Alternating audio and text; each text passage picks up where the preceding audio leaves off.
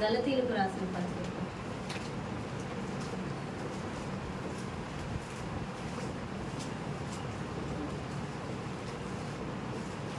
3వ అధ్యాయం 26 నుంచి 29 వచనం. గలతీయులకు రాసిన పత్రిక 3వ అధ్యాయం కొత్త నిబంధన యేసుక్రీస్తు 26 నుంచి 29 వచనం. కొత్త వచనం వాళ్ళు చదవండి. యేసుక్రీస్తునందు మీరందరూ విశ్వాసము వలన దేవుని కుమారులై ఉన్నారు. క్రీస్తులోనికి బాప్తిజము పొందిన మీరందరూ క్రీస్తును ధరించుకొని ఉన్నారు. ఇందులో యూదుడని గ్రీసు దేశస్థుడని లేదు, దాసుడని స్వతంత్రుడని లేదు, పురుషుడని స్త్రీ అని లేదు. యేసు క్రీస్తునందు మీరందరూ ఏకముగా ఉన్నారు. మీరు క్రీస్తు సంబంధులైతే ఆ పక్షమందు అబ్రహాము యొక్క సంతానమై ఉండి వాగ్దాన ప్రకారము వారసులై ఉన్నారు. చాలమ్మా. హల్లెలూయా. త్రిపరిశుద్ధ యేసయ్యానికి వందనాలు. ఉదయకాల సమయంలో మీ పాస్ సన్నిధికి వచ్చి ఉన్నాం. నీ దాసురాల్ని నన్ను మరుగుపరిచి నాతో మాతో మీరు మాట్లాడమని, ఆది నుంచి అంతవరకు అధ్యక్షత వహించమని, ఇక్కడ బలమైన కార్యం జరిగించమని, పరిశుద్ధాత్మని వాక్యం విరుచుండగా ప్రతి ఒక్క హృదయాన్ని ఆత్మతో నింపి బలపరచమని నజరేయుడైన యేసుక్రీస్తు నామములో అడుగుచున్నాం తండ్రి. ఆమేన్. ఆమేన్. శ్రద్ధగా విందామండి. చూడండి, ఇందులో ఉంది యేసుక్రీస్తునందు మీరందరూ విశ్వాసం వల్ల దేవుని కుమారులై ఉన్నారు. హల్లెలూయా. యేసుక్రీస్తునందు విశ్వాసం వల్ల మనం ఏమై ఉన్నాము?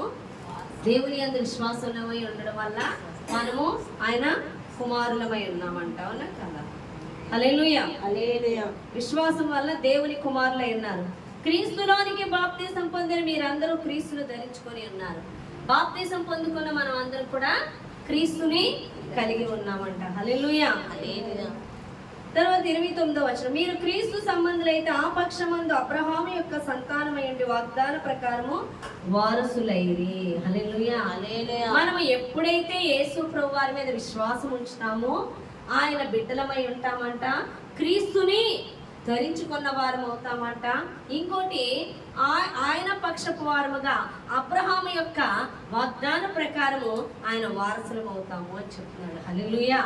చూడండి, ఇక్కడ మనం అందరం కూడా ఎవరిని కలిగి ఉండాలి అంటే యేసు ప్రభువారిని కలిగి ఉండాలి. యేసు ప్రభువారిని ఎందుకు కలిగి ఉండాలంటే మీకు చాలా సార్లు చెప్పాను.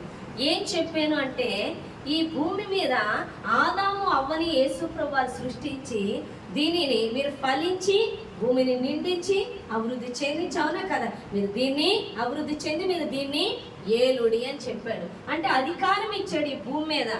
ఎవరికి ఇచ్చాడు అధికారం? నా వైపు చూడండి. ఎవరికి ఇచ్చాడు అధికారం? ఆదాముకి అవ్వకి అధికారం ఇచ్చాడు. ఎందుకంటే దేవుని అధికారం ఇచ్చాడు అంటే దేవుడికి మనం లోబడుతున్నప్పుడు, దేవుడిని మనం కలిగి ఉన్నప్పుడే ఈ భూమి మీద దేవుడి అధికారం పనిచేస్తుంది. ఇప్పుడు మనం అందరం దేవుని ఎందుకు వచ్చి ఉన్నాం అంటే, పరలోకమందు దేవుని చిత్తము జరిగించుతున్న ప్రకారం భూమి మీద కూడా దేవుని చిత్తము జరగాలంటే నీవు నేను కూడా దేవుని యొక్క కుమారులమై, దేవుని యొక్క వారసులమై మనం ఏం చేయాలి? ఆయన పాత్రలుగా వాడబడాలి. ఎప్పుడైతే యేసు ప్రభు వారికి మనం పాత్రలుగా వాడబడతామో ఆయన శక్తి మన ద్వారా పనిచేస్తుంది. ఇది దేవుని ఉద్దేశం. కానీ సాతాను యొక్క ఉద్దేశం ఏంటంటే, నువ్వు దేవుని పాత్రగా వాడబడకూడదు, నువ్వు క్రీస్తుని ధరించకూడదు, నువ్వు క్రీస్తుకి బిడ్డగా నువ్వు ఉండకూడదు అన్నది సాతాను కుయుక్తి. చూడండి, తన కుయుక్తి ఈ దినమునే కాదు, ఆనాడు ఆదాము అవ్వ ద్వారా కూడా కుయుక్తి పనిచేసింది. అది చూద్దామండి. ఆదికాండం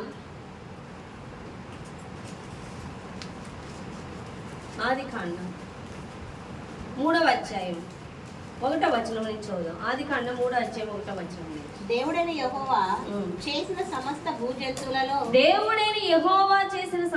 భూజంతువులలో సర్పము యుక్తి గలదై ఉండెను. అది ఆ స్త్రీతో ఇది నిజమా? ఈ తోట చెట్లలో దేని ఫలమును ఆయనను మీరు తినకూడదని దేవుడు చెప్పెనా? ఈ తోట చెట్లలో దేని ఫలములనైనను మీరు మీరు తినకూడదని దేవుడు చెప్పినా అని అడిగాను. అందుకు స్త్రీ ఈ తోట చెట్ల ఫలములను మేము తినవచ్చును. అయితే తోట మధ్యనున్న చెట్టు ఫలమును గూర్చి దేవుడు మీరు చావకుండానట్లుగా వాటిని తినకూడదనియు వాటిని ముట్టకూడదనియు చెప్పానని సర్పముతో అనెను. అయితే తోట మధ్యనున్న చెట్టు ఫలములను గూర్చి దేవుడు మీరు చావకుండానట్లు వాటిని తినకూడదనియు వాటిని ముట్టకూడదనియు చెప్పానని సర్పముతో అనెను. అందుకు సర్పము, మీరు చావనే చావరు, ఏలయనగా మీరు వాటిని తిను దినమున మీరు కన్నులు తెరవబడననియు మీరు మంచి చెడ్డలు ఎరిగిన వారై దేవతల వలె ఉందరనియు దేవునికి తెలియనని స్త్రీతో చెప్పగా, అందుకు సర్పము, మీరు చావనే చావరు, ఏలయనగా మీరు వాటిని తిను దినమున మీ కన్నులు తెరవబడననియు మీరు మంచి చెడ్డలను ఎరిగిన వారై దేవతల వలె ఉందురనియు దేవునికి తెలియనని స్త్రీతో చెప్పగా, స్త్రీ ఆ వృక్షమును ఆహారమునకు మంచిదియు కనులకు అందమైనదియు వివేకమిచ్చు రమ్యమైనదని ఉండుట చూచినప్పుడు ఆమె దాని ఫలములలో కొన్ని తీసుకొని తిని తనతో పాటు తన భర్తకు ఇచ్చెను. అతను కూడా తినెను. స్త్రీ ఆ వృక్షము ఆహారమునకు మంచిదియు కన్నులకు అందమైనది వివేకమిచ్చు రమ్యమైనది ఉండుట చూచినప్పుడు ఆమె దాని ఫలముల్లో కొన్ని తీసుకొని తిని తనతో పాటు తన భర్తకును ఇచ్చిన అతడు కూడా తినెను. హల్లెలూయా. చూడండి, సాతాను ఎవరిలో దూరింది? సాతానికి శరీరము లేదు, ఏదో ఒక శరీరం కావాలి. అప్పుడు ఆదాము అవ్వ ఉన్నారు. వారు ఎవరి సంబంధులు ఉన్నారంటే దేవుని సంబంధులై ఉన్నారు. దేవుడు వారితో మాట్లాడేవాడు, దేవుడితో వీళ్ళు మాట్లాడేవారు. మరి ఎవరిలో దూరిందంటే సర్పములోకి దూరిందంట. సర్పము చాలా యుక్తి కలిగిందంట. సర్పము చాలా యుక్తి కలిగింది. చూడండి, లోకంలో మనం తెలివితేటలు గలవాళ్ళని మనం పొగిడేస్తూ ఉంటాం. కానీ యుక్తి, తెలివితేటలు, కుయుక్తులు, మన జ్ఞానము, లోక జ్ఞానం అధికంగా ఉన్న వాళ్ళని చూసి జ్ఞానం గల వాళ్ళని మురిసిపోనవసరం లేదు. వారిని ఎవడు వాడుకుంటాడో సాతాను వాడుకుంటుంది. చూడండి, కొరింథీయులకు రాసిన మొదటి పత్రిక చూద్దాం. చూడండి, కొరింథీయులకు రాసిన మొదటి పత్రిక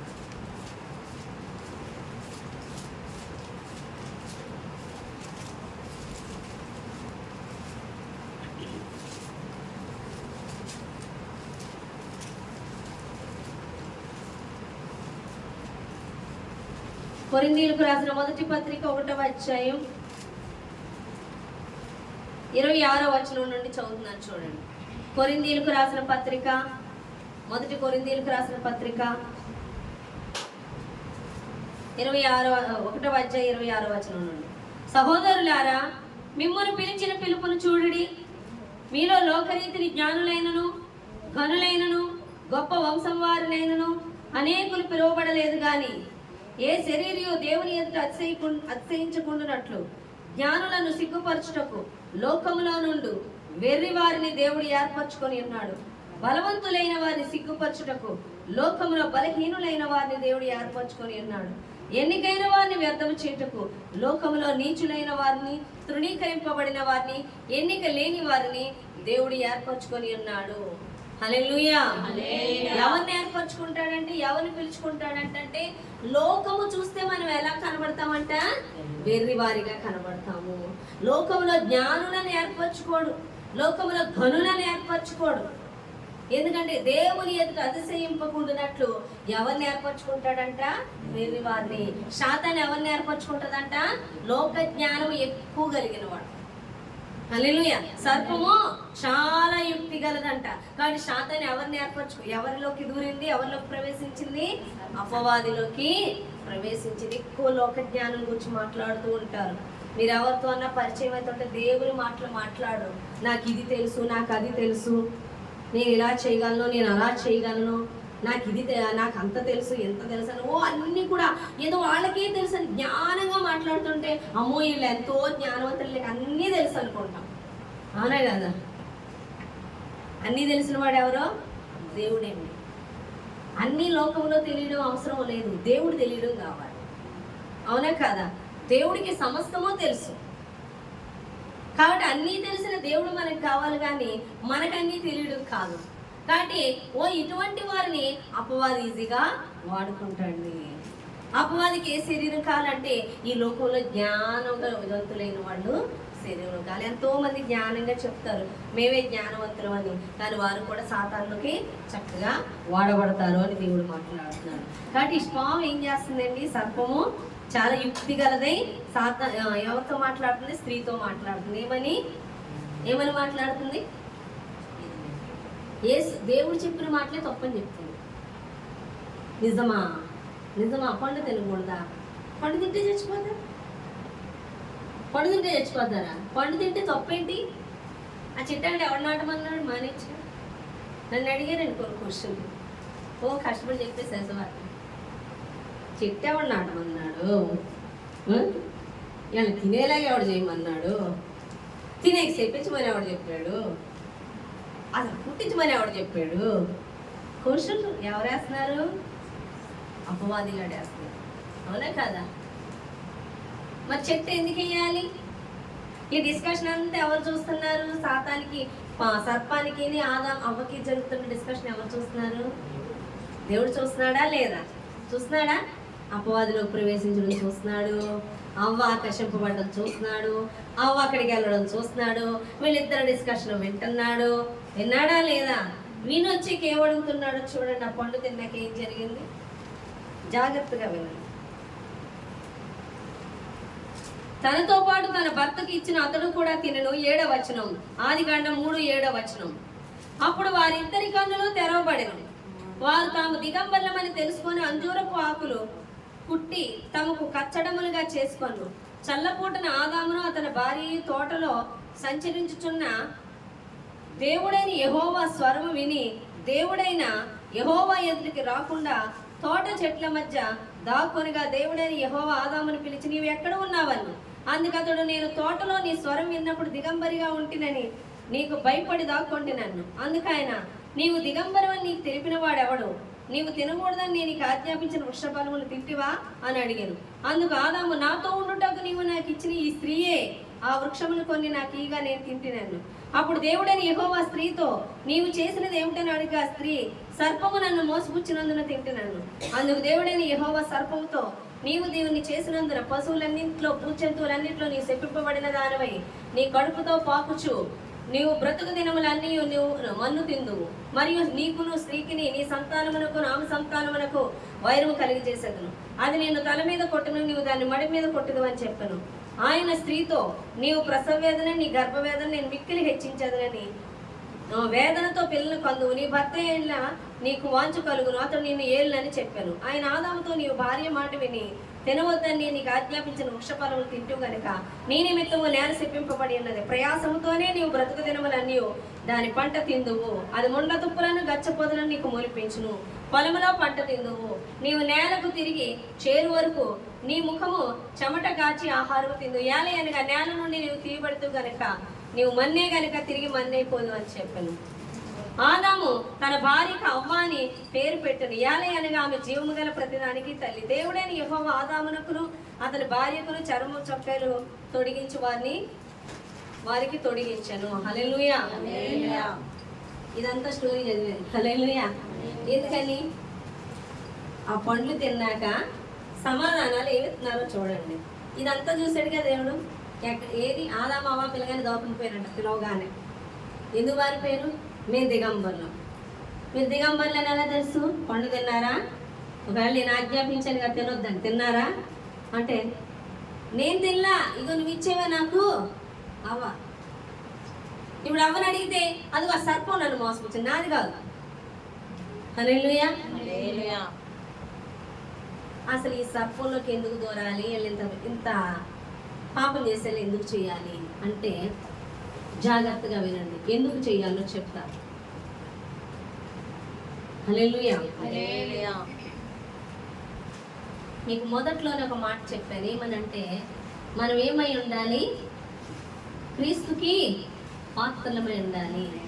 క్రీస్తుని ధరించుకొని ఉండాలి.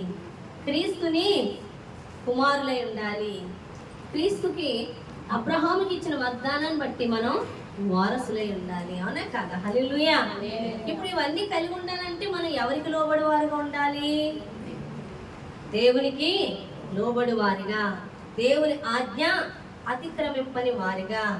దేవుడిని కలిగి ఉన్నప్పుడే మనం ఆయన్ని మన యందు కలిగి ఉన్న వారముగా, ఆయన పాత్రలుగా మనం ఉంటాం. ఆయన మనలో ఉంటే ఆయన శక్తి మనలో పనిచేస్తుంది.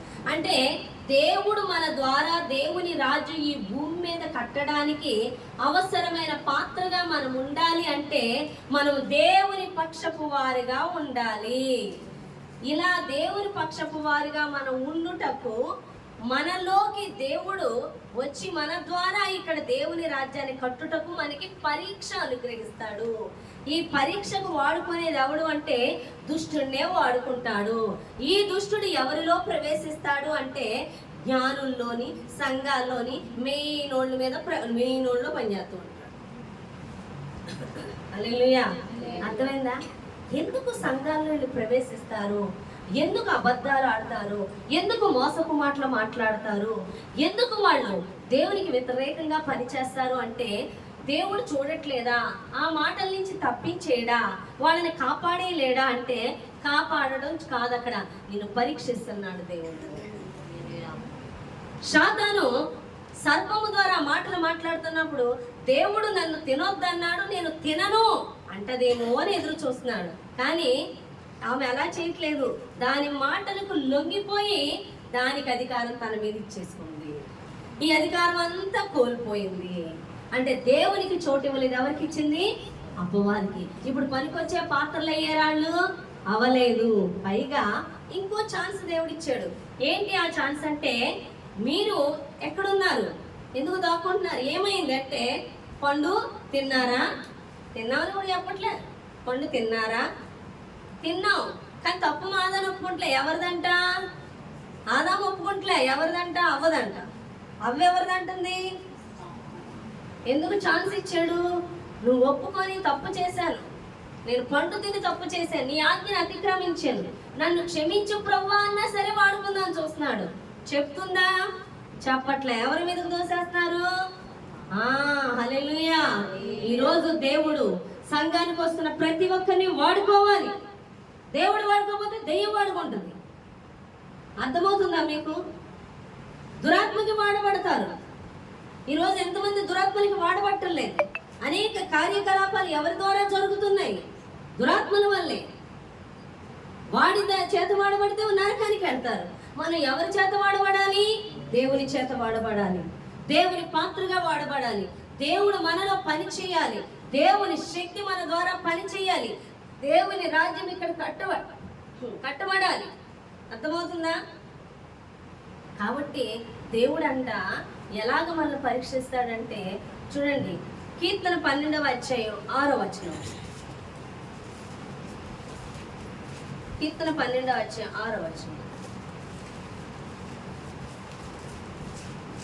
యెహోవా మాటలు పవిత్రమైనవి, అవి మట్టి మూసలో 7 మారులు కరిగి ఊదిన వెండి అంత పవిత్రములు. యెహోవా. చాలమ్మా. హల్లెలూయా. చూడండి, కీర్తన 12వ అధ్యాయం 6వ వచనంలో యెహోవా మాటలు పవిత్రమైనవి, అవి మట్టి మూసలో 7 మార్లు కరిగి ఊదిన వెండి అంత పవిత్రములు. 7 మార్లు మట్టి మూసలో కరిగి అనే కదా అంత పవిత్రం చేస్తారంటే ఏ వెండిని. అంటే ఎంత హీట్ చేస్తే దానికి టెంపరేచర్ బట్టి అందులో ఉన్న మలినాలు అంతగా పోయి అంతగా అది పరిశుద్ధంగా అవుతుంది. హల్లెలూయా. యెహోవా మాటలు అంత పవిత్రమైనవంట. మన హృదయంలో ఆ పవిత్రమైన మాటలు శక్తిలా పనిచేయాలంటే మనం ఆయనకి పాత్రగా వాడబడాలంటే ఈ పాత్ర ఎలా ఉండాలి? ఆయనకి పవిత్రంగా అంటే ఏముంది? ఆయన అధికారానికి అప్పగించుకోవడమే. హల్లెలూయా.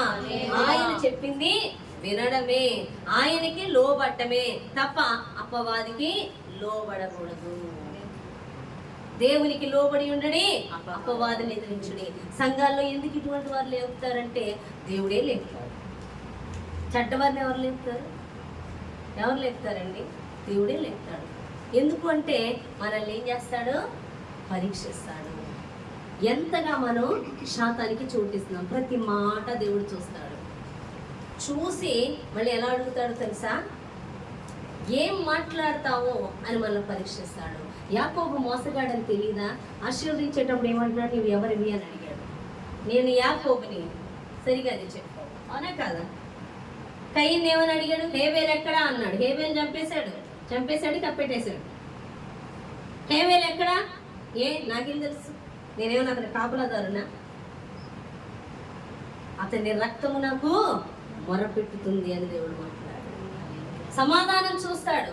తప్పు చేశాను, నేను నీకు విరోధంగా తప్పు చేశాను ప్రభువా అని క్షమాపణ అడుగుతారేమో అంటే వాళ్ళు ఏం చేస్తారు?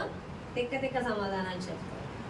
హల్లెలూయా, అవునా కదా? చూడండి, సమరయ స్త్రీని చూడండి, తను రక్షింపదలచి యేసు ప్రభువారు సుకారాల ప్రాంతం కూడా వెళ్ళి ఆ యొక్క నీరు చేదుకోవడానికి వచ్చిన సమరయ స్త్రీతో యేసు ప్రభువారు డిస్కషన్ చేస్తున్నారు. ఏమైనా డిస్కషన్ చేస్తున్నారు? నీళ్లు నేను అడుగుతున్నాను కానీ అడిగే నేను ఎవరినో తెలిస్తే నువ్వే నన్ను దాహానికి నీళ్ళు ఇమ్మని అడుగుతావు అన్న. అవునా? ఎలా? నేను ఇచ్చి నీళ్లు తాగితే నీకు ఇంకా దాహం లేదు అన్న. మరి ఆ నీళ్ళు నాకు అంటే వెళ్ళి నీ పెనిమిటిని తీసుకురా. నాకు పెనిమిట్లు లేరే అంటే నిజమే చెప్పావు, నువ్వు నిజమే చెప్పావు, నీకు నిజంగా 5 పెనిమిట్లు, ఇప్పుడు ఉన్నవాడు కూడా నీతో ఉన్నవాడు కాదంటే అవును ప్రభువా. ఆయన ఏం చేస్తుంది? తన పాపాన్ని ఒప్పుకుంటుంది. ఒప్పుకోని కావాలి, ఒప్పుకుంటేనే దేవుడు ఆశీర్వదిస్తాడు. అర్థమవుతుందా? తెలీదా? యేసుప్రభువు చూడట్లేదా? కానీ తన నోటితో ఒప్పుకోవాలి. హల్లెలూయా, దేవునితో ఏకీభవించాలి, దేవుని ఆజ్ఞకు ఏకీభవించాలి, లోబడాలి తప్ప దేవునికి వ్యతిరేకంగా మనం ఉండకూడదు. అందుకే శాతాన్ని నిన్ను ఎందుకు అప్పగిస్తాడు? శాతాను మాటలకి నిన్ను ఎందుకు అప్పగిస్తాడు? వాక్యం చదువుతున్నప్పుడు, ప్రార్థన చేస్తున్నప్పుడు, వాక్యంలో ఎదుగుతున్నప్పుడు, శాతాను మాట్లాడుతున్నప్పుడు దేవుడు నేను తప్పించాడు. దాని మాటలు ఎందుకంటే చెవులు మూసేయడు, దాని మాటలు వినకుండా దాని దగ్గరికి వెళ్లకుండా నేను తప్పించాడు. నేను పరీక్షించదలిచి ఉన్నాడు. ఎందుకంటే అది వచ్చినప్పుడు నువ్వు దానితో ఏకీభవిస్తావా? దొంగ ఎవరితో ఏకీభవిస్తాడండి? దొంగతోనే ఏకీభవిస్తాడు, అవునా కదా? నువ్వు ఎవరితో ఏకీభవిస్తావు? దేవునితో ఏకీభవిస్తున్నావా? దుష్టునితో ఏకీభవిస్తున్నావా? నేను పరీక్షింపదలుస్తాడు. హల్లెలూయా. సేవకులు దేవుడు తప్ప మరి దేనిని మాటలు మనం అంగీకరించే వారుగా ఉండకూడదు. ఎందుకంటే సేవకుల్ని పిలుచుకున్న దేవుడు ఆ పిలుపుని బట్టి వారు దేవుని ఆజ్ఞను పట్టి వచ్చి ఉన్నారు కాబట్టి మనం ఎప్పుడైతే వారి మాట అంగీకరిస్తామో వారిని పంపిన వారిని మనం అంగీకరించిన వారు అవుతాం. సేవకుల్ని దాటి సేవకుల్ని తప్పించి మనము సంఘాల్లో డిస్కషన్లు చేసుకోకూడదు. ఏదైనా మాట్లాడదలిచి ఉన్నావా? డైరెక్ట్ సేవకులతో నువ్వు మాట్లాడాలి. డైరెక్ట్ సేవకుల్ని అడగాలి, నీ సమస్య ఏంటి, నీ ప్రాబ్లం ఏంటి, నీ పరిస్థితి ఏంటి? ఎవరిని అడగాలి? సేవకుల్ని అడగాలి. దేవుడు చెప్పిన దానికి సేవకులకు లోబడాలి తప్ప మన సేవకులు దాటి విశ్వాసులతో సహవాసం మనం కలిగి ఉండకూడదు. విశ్వాసులతో మన సహవాసం కలిగి, విశ్వాసులతో డిస్కషన్ కాదు. నువ్వు ఎవరితో సహవాసం కలిగి ఉండాలి? సేవకులతో, దేవునితో. సేవకులు కూడా నేను ఎక్కడికి నడిపించాలి? దేవుని సహవాసంలోకి నడిపించాలి అని దేవుడు మాట్లాడుతున్నాడు. అర్థమవుతుందా? హల్లెలూయా. కాబట్టి చాలా మంది ఎందుకు వీళ్ళు ఇలాగా సంఘాల్లో తయారవుతున్నారు? ఎందుకు వ్యతిరేకమైన మాటలు మనకి వినిపిస్తున్నారు? ఎందుకు ఇలా మాట్లాడుతున్నారు అని నువ్వు ప్రశ్నించడం కాదు. నువ్వు అటువంటి మాటలు విన్నప్పుడు నీ పరిస్థితి ఏంటి? నువ్వు దేవుని పక్షపు వ్యక్తిగా ఉన్నావా, అపవాది పక్షపు వ్యక్తిగా ఉన్నావా అన్న సంగతి నిన్ను పరీక్షించడానికి దేవుడు అనుమతించింది అని దేవుడు మాట్లాడుతున్నాడు. అయితే ఏదైనా మనం ఎవరు సృష్టించారండి? ఎవరు? దేవుడే కదా, మనే కదా. ఏదైనా మనం దేవుడిదేగా, ఆయనేగా మొత్తం చేసింది. ఆదాము అవ్వ కూడా దేవుడే చేశాడుగా. ఇంత అప్పుడే పుట్టారు వాళ్ళు, అవును కదా, పవిత్రంగా ఉన్నారు, దేవుడితో సహవాసం కలిగి ఉన్నారు. అయినను అపవాది అక్కడికి వచ్చింది, సర్పంలోకి దూరి చూస్తున్నాడు. దేవుడు ఊరుకున్నాడు. ఎందుకు? పరీక్షించాడా లేదా? మరి అంత ఆదాముకి అవ్వకి పరీక్ష ఉన్నప్పుడు నీ సంగతి నా సంగతి ఏంటి? హల్లెలూయా. వింటున్నారా? నీ సంగతి నా సంగతి ఏంటి? ఎవరు పడితే వాళ్ళు వాడబడిపోవడానికి అవ్వదు. దేవుడు వాడుకోవాలంటే 100% ఆయన స్వాధీనంలోనే ఉండాలి. ఏ మాత్రం లోపం మనలో ఉండడానికి వీల్లేదు. క్రీస్తుకి సమస్త అధికారం కూడా మనం మన మీద ఇచ్చుకోవాలి. క్రీస్తు పక్షపు వారుగా ఉండాలి, క్రీస్తుకు వారసులుగా ఉండాలి. అంతేగాని అపవాది పక్షపు వారుగా మనం ఉండకూడదు అని దేవుడు మాట్లాడుతున్నాడు. చూడండి, యోహాను రాసిన మొదటి పత్రిక 1వ అధ్యాయం 2వ అధ్యాయం యోహాను రాసిన మొదటి పత్రిక 2వ అధ్యాయం 15వ వచనం నుంచి చూడండి. ఈ లోకమునైనను లోకములో ఉన్న వాటినైనను ప్రేమింపకుడి. ఎవడైనను లోకమును ప్రేమించిన యెడల తండ్రి ప్రేమ వానిలో నుండదు. లోకములో ఉన్నదంతయో అనగా శరీరాశయు నేత్రాశయు జీవపు డమ్మమును తండ్రి వలన పుట్టినవి కావు, అవి లోక సంబంధమైనవే. లోకమును దాని ఆశ గతించిపోవచ్చున్నది గాని దేవుని చిత్తమును జరిగించువాడు నిరంతరము నిలుచును. హల్లెలూయా. చూడండి, లోకములో ఉన్న ఈ లోకమునైనను లోకములో ఉన్న వాటినైనను ప్రేమింపకుడి. ఎవడైనను లోకమును ప్రేమించిన యెడల తండ్రి ప్రేమ హల్లెలూయా. లోకములోనైనను లోకములో ఉన్న వాటినైనను ప్రేమించొద్దు అంటున్నాడు. ప్రేమించిన వారికి తండ్రి ప్రేమ వాళ్ళు. లోకం ఎవరి స్వాధీనంలో ఉంది? అపవాది స్వాధీనంలో ఉంది. లోకాన్ని నువ్వు ప్రేమించుకున్నావా, నువ్వు తండ్రి సంబంధివి కాదు. నువ్వు తండ్రి సంబంధివి కావా, నీ ద్వారా దేవుని శక్తి ఈ లోకంలో పనిచేయదు. దేవుని రాజ్యాన్ని కట్టడానికి ఉపయోగపడిన పాత్రగా నువ్వు ఉండవు. 100% లోకము నీలోకి ప్రవేశించకుండా, అపవాదికి చోటు ఇవ్వకుండా దేవునికి లోబడి ఉండాలి. లోకములు ఏమున్నాయి? శరీరాశ, నేత్రాశ, జీవపు డమ్మము. శరీరంకు సంబంధించిన ఆశలతో, కోరికలతో. అనే కదా, శరీరానికి ఎన్ని కోరికలు ఉంటాయి? స్వార్థము. అవునా కదా, సమస్తము శరీరమే. కంటితో చూసిన ప్రతిదీ కావాలనుకుంటాం. నేత్రాశ, జీవపు డమ్ము. మనం గొప్పగా మనల్ని హెచ్చించుకుంటూ, మనల్ని ఘనపరుచుకుంటూ, ఇవన్నీ కూడా లోకంలో నుండి వచ్చినవే. అవి ఏం కనిపించినా మనం ఎవరికి లొంగిపోయినామంటే లోకానికి లొంగున్నాం. లోక సంబంధమైన అపవాదికి లొంగి ఉన్నాము. హల్లెలూయా. అందుకే యేసుప్రభువు వారు మనమే ఈ లోకంలో 4 డబ్బులు ఉంటే చాలు, కొంచెం జ్ఞానం ఉంటే చాలు, ఎగిరెగిరి పడతాం. మరి యేసుప్రభువు వారు ఎంత గొప్పవారు చెప్పండి. కానీ ఆయన నేల మట్టుకు తగ్గించుకొని ఆయన పశువుల పాకలో, అవునా కదా, పరుండ పెట్టారు. అవునా కదా. ఎందుకు అంత దీనస్థితిగా వెళ్ళారు అంటే ఆయన తగ్గించుకున్నాడు. హెచ్చించుకునే స్వభావం ఎవరిది? అపవాదిది. తగ్గింపు కలిగింది ఎవరు మాదిరి చూపించారు మనకంటే? యేసుప్రభువు వారు తగ్గించుకొని ఉండడం నేర్పించి ఉన్నారు, చూపించి ఉన్నారండి. హల్లెలూయా. కాబట్టి నేత్రాశ, జీవపు డమ్మము, శరీరాశ లోక సంబంధమైనవి కాబట్టి వాటికి నువ్వు చోటిచ్చినా నువ్వు అపవాదిగాన్ని కలిగి ఉన్నట్లే. ఏ విధముగా అయినను అపవాది నీలో ప్రవేశించడానికి నిరంతరము ప్రయత్నిస్తుంది. నీలోకి చోటు యేసుప్రభువు వారికి ఇవ్వనివ్వదు. నిన్ను పాత్రగా శాతాను వాడబడనివ్వదు. చూడండి, ఈ యొక్క తలకు సంబంధించి శరీర భాగంలో మొత్తము నరములు ఉంటాయి. అవునా కాదా? ఈ హెడ్కి దీనికి చాలా సంబంధం ఉంది. ఇందులో మనకి ప్రతి పార్ట్ కూడా వ్యర్థముగా దేవుడు ఏది చేయలేదు. ఏమైనా చేశాడా? వ్యర్థముగా ఏది చేయలేదు. ఈ శరీరానికి ఉపయోగపడకుండా ఏ పార్ట్ అన్నా ఉండి నేను బాధపడుతుంటే ఆ పార్ట్ తీసేస్తాం, కానీ ఆ పార్ట్ ఉంచో, లేకపోతే దాన్ని బట్టి మిగతా పార్ట్లన్నీ విషతుల్యమైపోతాయి. అంటే ఈ హెడ్కి కనెక్షన్ లేనిది వ్యతిరేకమైన ప్రతి పార్ట్ కూడా మనకి హాని చేసేదే. అవునా? అర్థమవుతుందా కదా? అలాగే సంఘంలో మనం అందరం కూడా ఎలా ఉండాలి అంటే దేవుని యొక్క పాత్రలుగా మనం ఉండాలి. ఈ యొక్క హెడ్కి సంబంధించి ప్రతి పార్ట్ నుండి ప్రతి పార్ట్ ఎలా పనిచేస్తుందో మనము కూడా క్రీస్తు నుండి క్రీస్తుని కలిగి క్రీస్తుకి పనివారుగా మనం వాడబడాలి. ఆయన పాత్రలుగా ఉండాలి. ఆయన రాజ్యము కొరకు, ఆయన ఉద్దేశం కొరకు మనం ప్రయాసపడాలి తప్ప మనము లోకము గురించి, మన గురించి ప్రయాస పడుతున్నప్పుడు అపవాదికి మనం చోటు ఇచ్చిన వారుగా ఉంటాము అని దేవుడు మాట్లాడుతున్నాడు. ఎంతమందికి అర్థమైంది? హల్లెలూయా. మరి ఒక ఆలోచన చేద్దాం. ఏదైనా వరంలో బ్రతుకులు ఎలా ఉన్నాయి? అప్పుడు దాకా సుఖంగానే ఉన్నాయిగా. శ్రమ ఎప్పటి నుంచి మొదలైంది? పండు తిన్నాకేగా. వద్దు ఏది చేయొద్దని చెప్పాడు, అది చేయడం వల్లేగా శ్రమ మొదలైంది. అప్పుడు దాకా హాయిగా తింటూ సుఖంగా బతుకుతున్న వాళ్ళందరూ వాళ్ళిద్దరూ బయటికి వెళ్ళవలసి వచ్చిందా లేదా? వారు కష్టపడవలసి వచ్చిందా కాదా? వారు అప్పటి నుంచి పంట పండించుకోవాల్సి వచ్చిందా లేదా? అలాగే నువ్వు లోకాశలతో, శరీరాశతో, నేత్రాశతో దేవుని ఆజ్ఞను అతిక్రమిస్తే వచ్చేది మనకి ఏంటి అంటే శ్రమ అని దేవుడు మాట్లాడుతున్నాడు. అపవాది మాటలుగానే సరికాదు, ఏమొస్తుంది? శ్రమ. చాలా మంది ఒక మాట అంటారు, ఏమనంటే దేవుడు పండు తిను దినమున నిశ్చయముగా నువ్వు చచ్చిపోతావు.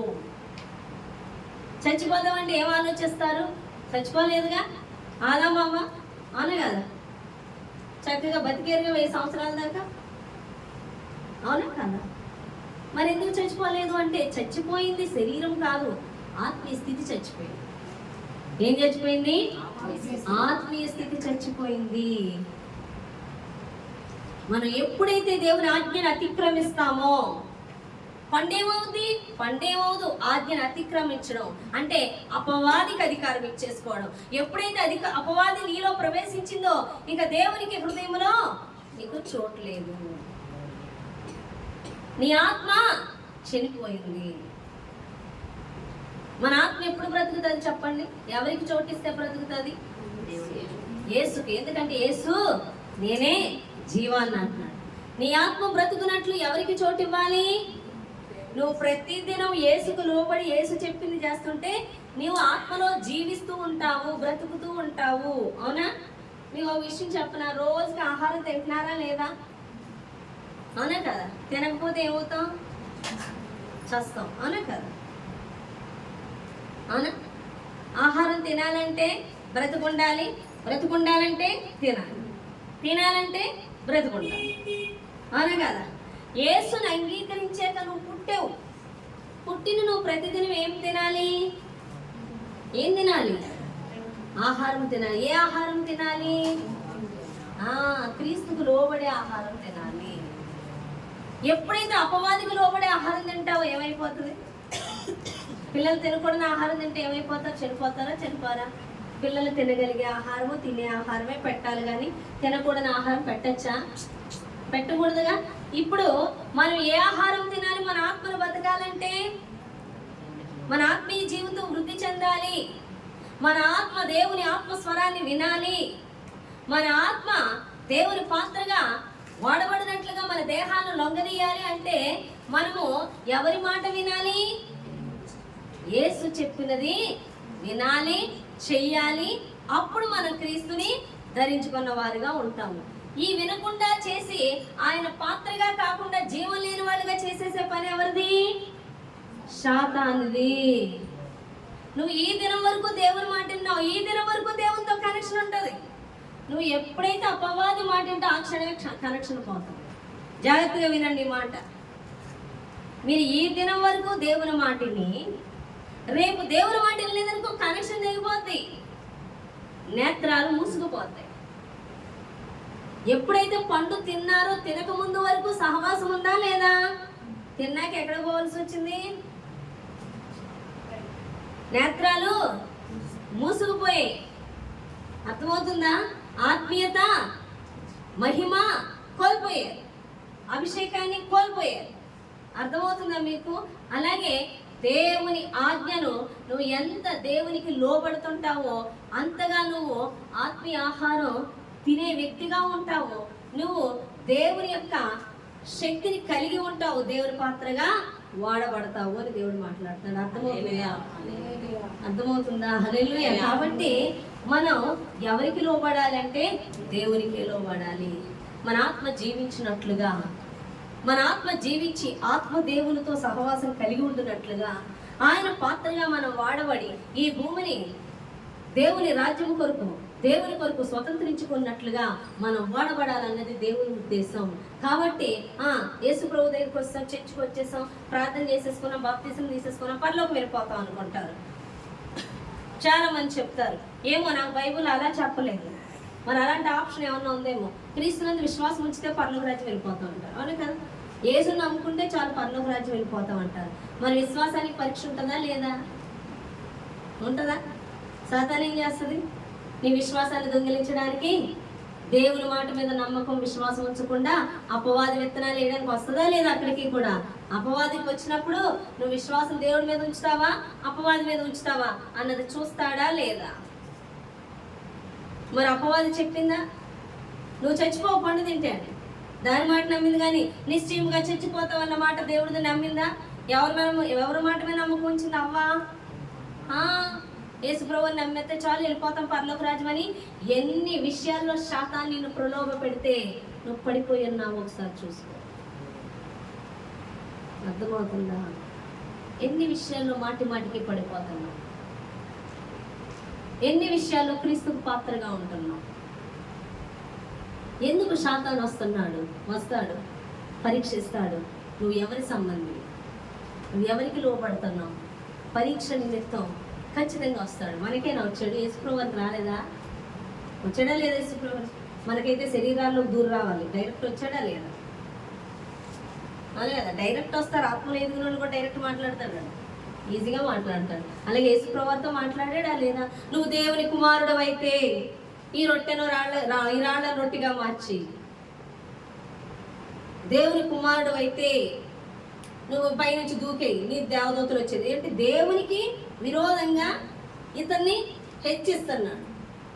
అర్థమవుతుందా? మనం హెచ్చించవలసింది, కనపరచవలసింది, లోపడవలసింది ఎవరికి? దేవునికి. కానీ మనకి సాతాను కూడా మనతో అలాగే మనల్ని హెచ్చిస్తే. ఆదాము అవ్వతో కూడా డిస్కషన్ ఏంటి? అక్కడ ఆయన తక్కువ చేస్తుంది, నేను హెచ్చిస్తుంది. ఏం కాదు, తింటే చచ్చిపోవు, దేవదూతల వల్లే మారుతావు, నువ్వు అలా మారుతావు, ఇలాగవుతావు, అలా అవుతావు అని మనల్ని ఎక్కిస్తూ ఉంటది. నువ్వు నీ గురించి ఆలోచించడం మొదలు పెట్టావా, అది శరీరాశ, జీవపు డంబములోకి వచ్చేస్తుంది. అది శాతాన్ని నిత్యము లోక సంబంధమైన శరీరాశ, నేత్రాశ, జీవపు డంబాన్ని నీ మీద ప్రయోగిస్తూనే ఉంటది. నీకు దేవునితో కనెక్షన్ తీసివేయడానికి వస్తూనే ఉంటది. అందుకే దేవుడు అంటున్నాడు, అంత్య దినముల్లో ఏర్పరచబడిన వారు సైతం మోసగింపబడతారు. అందుకే వాక్యము చదువుటయందు, ప్రార్థన చేయటయందు, దేవుని కార్యాలు చూచుటయందు మనం చాలా జాగ్రత్తగా ఉండాలి. అర్థమవుతుందా? నువ్వు దాని మీద శ్రద్ధ నిలిపినప్పుడు నీ ఆర్థిక ఇబ్బందులు కానీ, నీ ఆరోగ్య సంబంధమైనది కానీ ఏదైనా సరే దేవుడు విజయాన్ని ఇస్తాడు. ఎందుకంటే నువ్వు చచ్చిన స్థితిలో నువ్వు బ్రతికిన స్థితిలో ఉన్నావు. హల్లెలూయా. మీకు ఒక విషయం తెలుసా? మనం కూర్చున్నాం ఇక్కడ, సపోజ్ ఇక్కడ ఏదైనా పాము వచ్చిందానికి ఏం చేస్తాం? పట్టించుకోమా? అది మన మీద ఇలా పాకేసి వెళ్ళిపోయినా పట్టించుకోమా? అది ఇక్కడ ఉంటే అన్ని ఎగురుతాం. హై జంపింగ్ కూడా అప్పుడు వస్తుందో రాదు, కానీ అంత జంప్ చేస్తాం, అవునా కదా? పావును ఎదురు పెడితే జంపింగ్లో ఫస్ట్ మనమే ఉంటాం, అలా జంప్ చేస్తాం, అవునా? జెర్లు వస్తే, తేళ్ళు వస్తే పాక్కొని ఊరుకుంటావా? అబ్బో, అప్పుడు ఎలా ఉంటుందో చూడాలి మన యాక్షన్. స్ప్రింగ్ యాక్షన్ ఉంటుంది. హల్లెలూయా. ఉంటుందా లేదా? అది చచ్చిన శవం ఉందనుకోండి, పాము పారితే పట్టించుకుంటుందా? జెర్రులు పారితే పట్టించుకుంటుందా? పురుగులు పెడితే పట్టించుకుంటుందా? పురుగు పాకితే అసహించుకుంటుందా? జల్లు పాకితే అసహించుకుంటుందా? అసహించుకోండి. ఎందుకని? చచ్చిపోయింది. ఏమైపోయింది? చచ్చిపోయింది. బ్రతుకుంటే తులిపేసుకుంటుంది, లేక ఆ స్థలం నుంచి వేరైపోతుంది, పారిపోతారు, అవునా కదా? యోసేపు బ్రతికిన వ్యక్తి. అందుకే పోతీఫరు భార్య పాపం చేయడానికి ప్రేరేపిస్తే పారిపోయాడు అక్కడి నుంచి. ఏమైపోయాడు? పారిపోయాడు. ఎందుకని? బ్రతికినోడు కాబట్టి. చచ్చినోళ్ళైతే పాపంతో ఏకీభవిస్తారు. అర్థమవుతుందా? నీ పక్కన అబద్ధాలు ఆడేవాళ్ళు, పాపం పనులు చేసేవాళ్ళు, దేవునికి వ్యతిరేకంగా ఉన్నవాళ్ళు ఉంటున్నప్పుడు నువ్వు చక్కగా వినసొంపుగా వింటున్నావా? నువ్వు కూడా చచ్చిన వ్యక్తివే. నువ్వు బ్రతికిన వ్యక్తి అయితే అసహించుకుంటావు, ఆ స్థలం నుంచి దూరంగా వెళ్ళిపోతావు. శాతాను పావుకి, తేలికి, జల్లికి సూచన ఏంటి? శాతాను సంబంధమైన మాటలు, అబద్ధాలు, మోసపు క్రియలు, అసూయ, ద్వేషము, కలహము, పగ, ఇలాంటి ఆ నోట్లోంచి వస్తున్నప్పుడు వ్యతిరేకమైన మాటలు, దేవునికి సంబంధించింది, పరలోక రాజ్యానికి విరోధమైన మాటలు నీ నోటంటే వస్తున్నప్పుడు మనం ఏకీభవించకూడదు, వినకూడదు. సంఘంలో ఒకరినొకరు గద్దించుకోవాలి అని దేవుడు మాట్లాడారు. నాకెందుకు, మనకెందుకు, లేదా అలా వినడం కాదు. నువ్వు మాట్లాడేది కరెక్ట్ కాదు, నువ్వు మాట్లాడేది కరెక్ట్ కాదు. దేవుని వాక్యం ఇలా ఉందిగా, నువ్వు ఎందుకు అలా మాట్లాడుతున్నావు అని మనం గద్దించాలి. లేకపోతే మనం లెక్క అప్పు చెప్తాం, అవును కదా? వినగా వినగా వినగా తినగా తినగా చేదు ఏమవుతుంది? తినగా తినగా తినగా చేదు. అలాంటి మాటలు వినగా వినగా మొదట అసహ్యం, వినగా వినగా వినగా ఏం కలుగుతుంది? తీగ అనిపింతాయి కూడా. కానీ మనం ఏం చేయాలి? అసహించుకోవాలి, ఏకీభవించకూడదు, గద్దించాలి. లేకపోతే సేవకుల యొద్దకి తీసుకురావాలి. యోసేపు ఆ విధంగానే చేశాడు. తన అన్నలందరూ తప్పు చేస్తున్నారు. చేసినప్పుడు చెప్పుండొచ్చు, వాడు పీకుండొచ్చు, నువ్వు వెళ్ళరా, నువ్వు నా ఏమో చెప్పేవాడు అని. వెంటనే ఏం చేశాడు? యోసేపు తండ్రికి ఫిర్యాదు చేశాడు. ఏం చేశాడు? తండ్రికి ఫిర్యాదు చేశాడు. ఫిర్యాదు చేస్తే భలే చెప్పేవారని మెచ్చుకున్నారా? పగబట్టారు. ఎవరాళ్ళు? అన్నలే. ఎంత పగబట్టారంటే చంపాలన్న పగబట్టారు. అనగదా చూస్తున్నాడా లేదా దేవుడు? చూసాడా? చంపాలనుకున్నారుగా. రూబేన్ ఏం చేశాడు? లేదు లేదు మన తమ్ముడు అని చెప్పి చంపకుండా గోతులో పడేసిగా చేశాడు. నెక్స్ట్ వేరే దేశస్తులకి బానిసగా అమ్మేశారు. చూసాడా లేదా దేవుడు? ఇప్పుడు వీరందరినీ ఏలే రాజుగా నిలబెట్టాడు. వీరందరినీ ఏలే రాజుగా నిలబెట్టాడు. బాధ పెడుతున్నంతసేపు చూశాడు, తోసివేయడం చూశాడు, కొట్టడం చూశాడు, అనే కదా చంపాలన్న ఉద్దేశాలు కలగడం చూశాడు. కానీ వాళ్ళు అలాగే ఉండిపోయారు. కానీ యేసేపు ఎక్కడికి వెళ్ళిపోయాడు? రాజు అయిపోయాడు. ఇప్పుడు రాజు కిందకి వెళ్ళి బానిసలుగా వచ్చాడు. కరువు సమయంలో ఆహారం అడుక్కోవడానికి ఎక్కడికి వచ్చారండి? కరువు సమయం వచ్చిందా లేదా? ఆహారానికి వచ్చారా లేదా? ఎందుకు యేసేపుని అంత హెచ్చించాడు దేవుడు అంటే అతను యథార్థంగా ఉన్నాడు. తప్పులు చూసినప్పుడు నాకెందుకు కాదు ఖండించాడు. తప్పిది వెళ్ళి తండ్రికి చెప్పాడు. ఇవన్నీ కాక అన్నయ్యకి కాక ఇవన్నీ కాదు, వీళ్ళందరి మీద అధికారం కలిగినటువంటి తండ్రికి చెప్పి అన్నాడు. హల్లెలూయా. అంటే అలాంటి వారిని చూసి ఏకీభవించకు, అలాంటి వారిని చూస్తూ ఊరుకోకు. గద్దించు, సరిచేయి, చెప్పు ఇది తప్పు, వాక్యం ఎత్తి చెప్పు, ఇది వాక్యానుసారం కాదని చెప్పు, వినని పక్షాన సేవకునికి చెప్పు, ప్రార్థన చెయ్యి. అంతేగాని నాకెందుకు, ఇది నా మీదకి వస్తుందేమో, ఏమన్నా అంటే శిక్ష నా మీదకి వచ్చేస్తుందేమో అని తప్పించుకుంటే నీ మీద అభిషేకం ఉండదు. నీ మీద అభిషేకం ఉండదు. బహుశా యేసేపు తప్పించుకొని ఉంటే ఈరోజు రాజుగా నిలబడేవాడు కాదు. ఆ రోజు చెప్పాడు కాబట్టి తండ్రికి, వారికి బహుశా చెప్పుండొచ్చు అన్నలారు ఇది చేయకూడదని. ఆడు వెనకే వెళ్ళి తండ్రికి ఫిర్యాదు చేశాడు. హల్లెలూయా. చాలా జ్ఞానం కలిగి ఉండాలి. దేవుడు ఎన్నోసార్లు నాకు చెప్పాడు, ప్రభా నాకెందుకు చెప్పు చెప్పు, నన్ను ద్వేషిస్తారు ప్రభా. ఓ అంటే నువ్వు ప్రేమించుకుంటున్నావు అన్నమాట. తెలుసా మీకు? అది కూడా శరీరాశే, అది కూడా భయమే. భయం, శరీరాశ. నాకేమవుతుందో, నేనేమవుతానో, చెప్తే నన్నేమనుకుంటారో, నన్ను ద్వేషిస్తారో, నన్ను వ్యతిరేకిస్తారో అనకూడదు. అది రాంగ్ అని తెలిసినప్పుడు ఆ వాక్యానుసారమైంది ఏంటో తెలిసినట్టు చెప్పాలి. ఎన్నోసార్లు దేవుడు నాతో మాట్లాడు, ప్రభా నేను చెప్పను నాకెందుకు అంటే నువ్వు మంచిదాన్ని అనిపించుకుంటున్నావా? నువ్వు మంచిదాన్ని అవ్వాలా వాళ్ళలో? మరేం చేయాలి చెప్పు, గద్దించు. హల్లెలూయా. నువ్వు మంచిదాన్ని అనిపించుకోవడం కాదు, నువ్వు నా పని కోసం ఉన్నావు, నువ్వు లేవు నన్ను చూపించడానికి ఉన్నావు. నువ్వు మంచిదాని అంటే నువ్వు బ్రతుకున్నట్టు, నాకెందుకంటే నువ్వు బ్రతుకున్నట్టు. ప్రతిదీ కూడా దేవుడు నాతో మాట్లాడి సరి చేసేవాడు. ఈరోజు ఈ దినాన్ని నిలబడి వాక్యం చెప్తున్నానంటే నాకెందుకు బాబోయ్ అని తప్పించుకొని ఉంటే అయ్యేది కాదు. ఖచ్చితంగా నేను అడగడం, నేను నిలబెట్టడం చేయడం వల్లే యేసేపుకి వచ్చినట్లే నాకు శ్రమలు వచ్చి వస్తున్నాయి కూడా.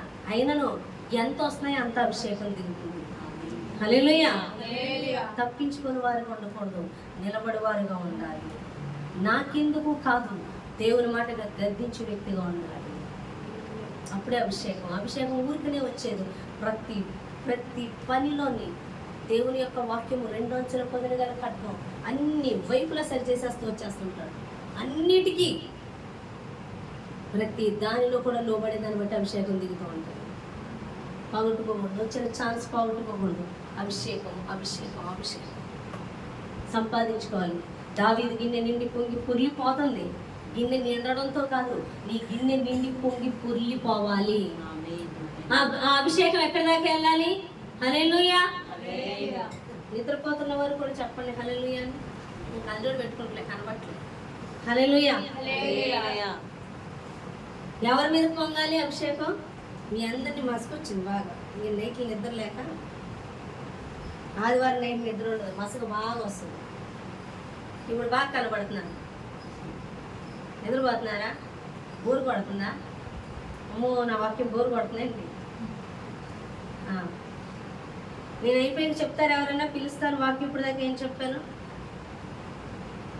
హల్లెలూయా. దేవుడు మాట్లాడుతున్నాడు ఇక్కడ, నేను కాదు. దేవునికి స్తోత్రం. హల్లెలూయా. కాబట్టి ఎవరికి లోబడాలి? మనం నీతిమంతులు అనిపించుకోవడం కాదు, మనం తప్పించుకోవడం కాదు, మనం ఒకరినొకరు హెచ్చరించుకోవాలి. సంఘంలో వాక్యానుసారంగా ఎవరన్నా లేనప్పుడు చెప్పాలి, మీరు క్రమం తప్పుతున్నారని. అలా చెప్పే అన్నల కోసం యోసేపు దేవుని అభిషేకానికి పాత్రుడయ్యాడు, దేవుని చేత వాడపడ్డాడు. అర్థమవుతుందా? మనం తప్పులు చేస్తాగా మనకెందుకులే. హల్లెలూయా. లేదు లేదు, దేవుడు నీకు చూపించడం సరి చేయాలి. ఎవరు కూడా ఇక్కడ పరిపూర్ణులు కాదు. ఒకరినొకరు సరి చేసుకుంటూ వాక్యమునకు ప్రయారిటీస్తూ దేవునికి మనం ప్రయారిటీస్తూ ఉండాలి. కానీ మనం అనేది కనబడుకోవడానికి వీలు లేదు అని దేవుడు మాట్లాడుతున్నాడు. కానీ ఎందుకు శాతాన్ని పెడతాడు అంటే, నిన్ను నన్ను పరీక్షింపదలచి, నువ్వు నేను పరీక్షింపబడి దేవుని పక్షపు వారిగా ఉంటే నిన్ను నన్ను బలమైన పాత్రలుగా దేవుడు వాడుకుంటాడు. దేవుని శక్తి మనలో పని చేయాలంటే, అంత పవిత్రమైన వాక్కు దేవుడు శక్తిగా మనలో పని చేయాలంటే ఖచ్చితంగా నీవు నేను దేవుని సంబంధిగా ఉండాలి తప్ప అపవాదికి లోబడి వారిగా ఉండడానికి వీల్లేదు. అందుకే నీకు పరీక్షలు వస్తాయి. పరీక్షలు వచ్చినప్పుడు నిలిచి ఉండాలి కానీ పారిపోకూడదని దేవుడు మాట్లాడుతున్నాడు. పరీక్ష వచ్చినప్పుడు శాతాన్ని చేత పరీక్షింపబడుతున్నప్పుడు దానితో ఏకీభవించకూడదని దేవుడు మాట్లాడుతున్నాడు. దేవుడు ఎక్కడే క్లూ ఇచ్చాడు, నువ్వు దేవుని సంబంధిగా నిలబడితే, దేవుని పక్షంగా నిలబడితే అపవాదిని యొద్ద నుంచి పారిపోతాడు అని చెప్తున్నాడు. అర్థమైందా? హల్లెలూయా. కాటుకుని వెళ్ళారా? ఈ దినమున ఎవరితో ఏకీభవిస్తున్నావు? ఏదైనా వనములో ఉన్న దేవుని కంచెలో ఉన్న ఆదాము అవ్వనే మోసపుచ్చడానికి సాతాను పావును వాడుకున్నప్పుడు ఏం చేస్తున్నావా? దాంతో ఏకీభవించి ఏం మాట్లాడుతావు? నేను పరీక్షగా దేవుడు చూస్తున్నాడు. ఎందుకంటే నువ్వు దానితో ఏకీభవిస్తావా, లేకపోతే ఆ మాటను ఎదిరించి దేవునికి లోబడతావా అని ప్రతి ఒక్కరిని పరీక్షింపదలిచి ఉన్నాడు. ఎందుకు పరీక్షిస్తాడు? అంత ఆదాము అవ్వ దగ్గరికి ఎందుకు సాతాన్ని పంపాలంటే, నిన్ను ఈ భూమి మీద తన యొక్క రాజ్యాన్ని కట్టుటకు వాడుకోదలిచి ఉన్నాడు. అలా వాడబడిన వారే రాజ్య సంబంధులుగా మార్చబడతారు. రాజ్య సంబంధులే రాజ్యం కొరకు పోరాడతారు. కాబట్టి నిన్ను రాజ్య సంబంధిగా మార్చదలుచుటకు, రాజ్యాన్ని దేవుని రాజ్యాన్ని కట్టుటకు, దేవుని రాజ్యము నీ ద్వారా కట్టబడిలాగా విస్తరింపబడిలాగా చేయుటకు పాత్రగా దేవుడు నిన్ను పరీక్షిస్తాడు. దానికి వాడుకునేది అపవాదినే. అపవాదే నిన్ను పరీక్షిస్తున్నప్పుడు, నిన్ను తప్పిస్తున్నప్పుడు కూడా, తప్పించడానికి దాని ప్రయత్నం చేస్తున్నప్పుడు కూడా ఊరుకుంటాడు. ఎందుకో తెలుసా? నువ్వు నిలబడతావా లేదని. యోబుని కూడా పరీక్షించినప్పుడు యోబు నిలబడ్డాడు. హల్లెలూయా. లేకపోతే పాము రాకుండా, సాతానులో ప్రవేశించకుండా ఆపలేడా దేవుడు? రాగలదా? కానీ నిన్ను పరీక్షించాలి. మలినము, మచ్చ, డాగు, కళంకము లేకుండా నిన్ను పరిశీలింపదలచి అనుమతిస్తాడు. ఎవరి పక్షాన ఉంటున్నావు అని దేవుడు మాట్లాడుతున్నాడు. ఈ చిన్న మాటలు దేవుడు దీవించి ఆశీర్వదించుగాక. ప్రార్థన చేద్దాం.